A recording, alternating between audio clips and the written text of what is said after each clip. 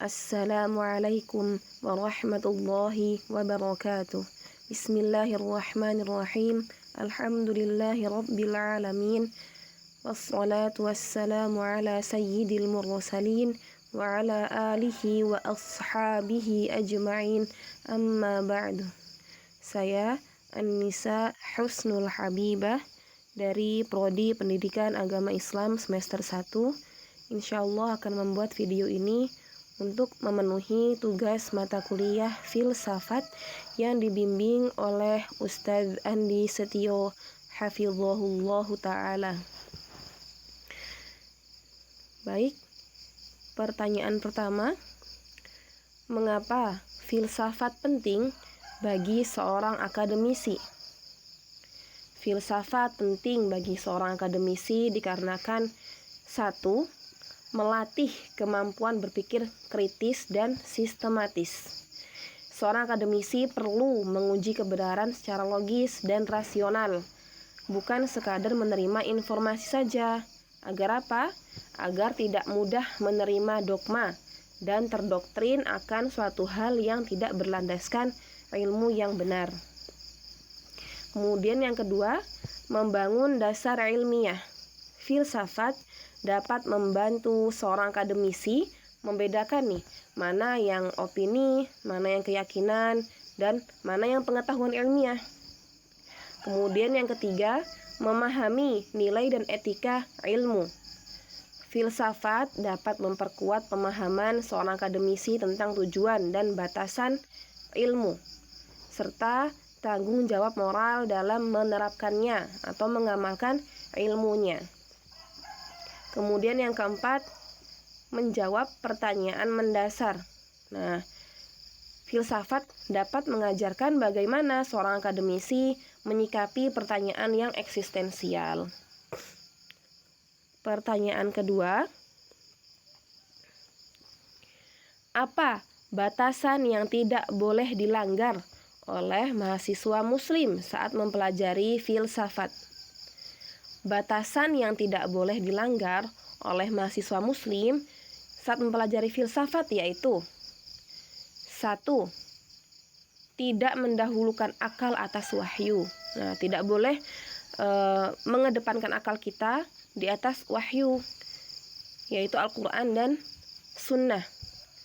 Karena wahyu adalah kebenaran tertinggi, sumber kebenaran tertinggi. Akal berfungsi sebagai alat bantunya, jadi bukan sebagai hakimnya, bukan sebagai pemutus utamanya akal itu.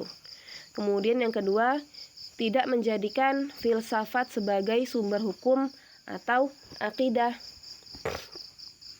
Akidah Islam bersumber dari nas, Al-Quran dan As-Sunnah, bukan hasil logika murni, bukan hanya dari pemikiran manusia semata. Kemudian yang ketiga, tidak terpengaruh oleh pemikiran yang menyimpang, di antaranya sekulerisme, relativisme, ateisme, dan liberalisme. Yang keempat, belajar dengan bimbingan guru yang akidahnya lurus, yang berpemahaman salafus sholih, agar tetap berada di jalur pemikiran Islam yang hak dan tidak terjerumus dalam keyakinan yang batil. Seperti apa? Seperti yang menimpa kelompok Mu'tazilah. Yang kelima, menghindari syubhat. Jangan mendalami filsafat yang mengandung kerancuan pemikiran seperti ide ketuhanan yang abstrak, reinkarnasi, kekekalan alam, dan sebagainya. Kemudian kita ke pertanyaan terakhir, mengapa ulama terdahulu melarang kita mempelajari filsafat? Ulama terdahulu melarang seorang muslim mempelajari filsafat karena 1. Filsafat banyak mengandung pemikiran yang bertentangan dengan Islam. Filsafat banyak mengandung pemikiran yang bertentangan, yang berlawanan dengan Islam. Kemudian prinsip tauhid dan kenabian. Contohnya seperti penolakan terhadap kenabian, hari akhir, hari kebangkitan, dan lain sebagainya. Yang kedua, filsafat berasal dari pemikiran Yunani, yang mana mereka itu adalah orang-orang kafir, non-muslim, dan mereka itu menuhankan akal. Ulama seperti Imam Ahmad dan Ibnu Taimiyah rahimahumullah menentang keras pemikiran yang menjadikan akal sebagai hakim atas wahyu. Beliau rahimahumullah menentang keras pemikiran yang mendulukan akal dibanding wahyu, di atas wahyu. Kemudian yang ketiga, pengalaman historis. Filsafat dianggap membuka pintu syubhat dan keraguan-raguan. Banyak pemikiran filsafat yang membingungkan dan menjauhkan kita dari keyakinan, sehingga menyebabkan kaum muslimin tersesat. Seperti apa? Seperti kelompok Mu'tazilah, Jahmiyah, dan falasifah Islam yang mana mereka muncul karena pengaruh filsafat bebas, filsafat barat.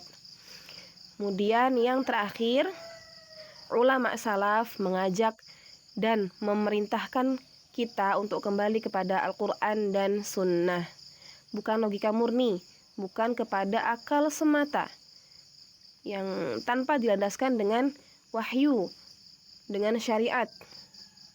Seperti perkataan Imam Malik, beliau mengatakan rahimahullah, setiap pendapat bisa diterima atau ditolak kecuali pendapat Rasulullah Shallallahu Alaihi Wasallam. Jazakumullahu khairan wa barakallahu fikum. Itu yang dapat saya sampaikan Ustaz. Mohon dikoreksi jika masih banyak kesalahan. Assalamualaikum warahmatullahi wabarakatuh.